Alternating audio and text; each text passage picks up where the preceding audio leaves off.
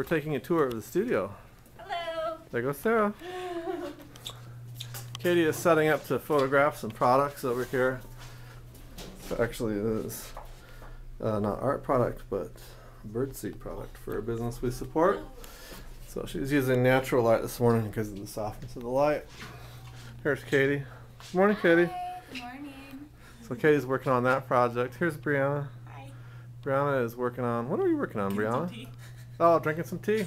That's an important thing to work on.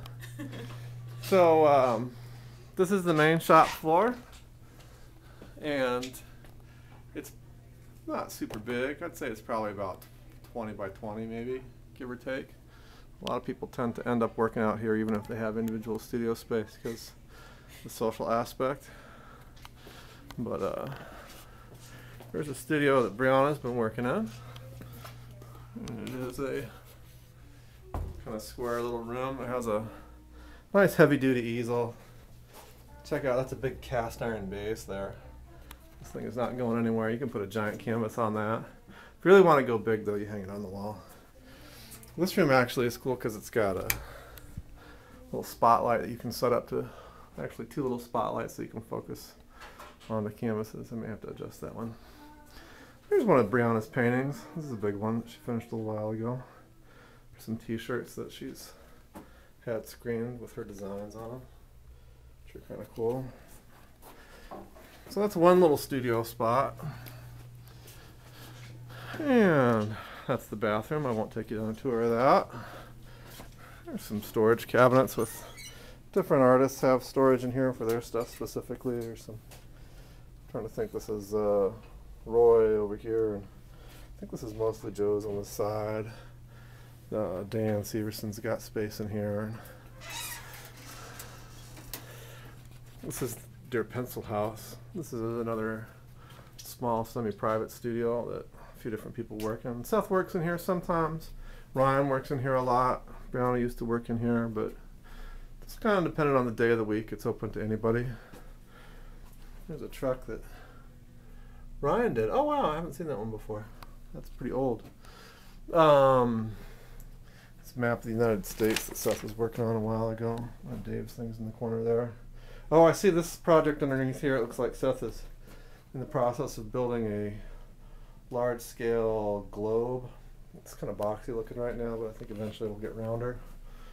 And there's general drawing supplies, hence the name of the pencil house. Ryan keeps his paintings stored in here. And there's a drawing table back there, which you saw before. This is the baking room. And the reason we call it the baking room is because there are 3 toaster ovens in here that we use for baking polymer clay. Not sure why that one's pulled out of the rack right now, but it usually goes right there. But Dan Severson works in here a lot, usually over at this desk. Usually he has his stuff up on that wall, but I think we took it down for a show recently, so we need to put it back up. And then Dan Stace paints in here a lot. And this is something he just finished last week. So these are Seth's things here in the corner. These are Seth's, some of his stoplight things. But and then again, you know, whoever is floating through will use this room depending on somebody just needs a little privacy. And this is the thinking room, so a lot of thinking goes on in here. A lot of painting goes on in here too. You can see this is a painted jacket that Romano is working on right now. And he's doing for a customer. This is on a commission piece that he's doing for somebody. And then there's one of his big things up there. These are some giant rolled up paintings. Some of these are like 6-7 feet long that Romano has done. You can see those on the website either under Romano Johnson or on our Flickr page. And these are all Romano's paintings over here in this corner. Roy works in here quite a bit too. And Roy keeps his stuff over here. This is mostly all Roy's stuff.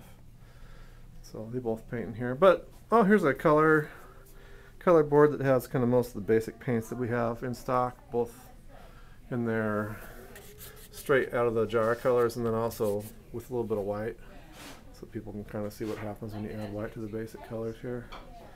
Some of the artists will use these to pick, you know, if they're not able to communicate clearly, you know, the names of some specific colors. It's a little bit more intuitive.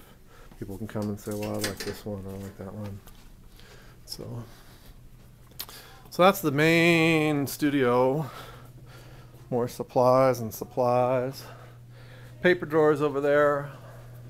People that work on paper have their own drawers. Not everybody does, because not everybody works heavily in paper, but so everybody's got drawers, stuff in them. And here's Nikki, who does a lot of polymer clay. She has one whole cabinet because she brings in a lot of her own supplies, but she has a lot of polymer clay and a lot of paint and stuff, so she stores that.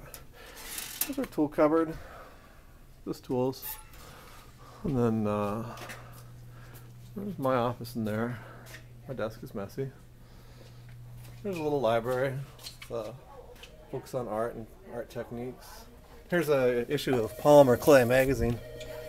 It's got that's Nikki's work on the cover of Polymer Clay magazine. And then as we go on to the back, another bathroom there. This is Mano's piece. Heather's working back here this morning in her studio. Morning, Heather. How are you? I think that means she's good. Yeah. All right. Heather's been doing some watercolor stuff, but she keeps her business supplies in this file cabinet, and she also keeps some of her art supplies in here. Although she stores most of her finished stuff in the paper drawers in the other room. Here's a favorite of mine. I like this one a lot. So she's listening to some music. That's her computer. They're getting ready to start something, I'm thinking. She's got a lovely view of this is a grassy field over here that she looks out on normally, but in the winter it's a snow-filled field. So, kind of got free reign. We're not too worried about making a mess. We'll probably paint over the walls periodically. So, have a good morning, guys. Thanks, you too.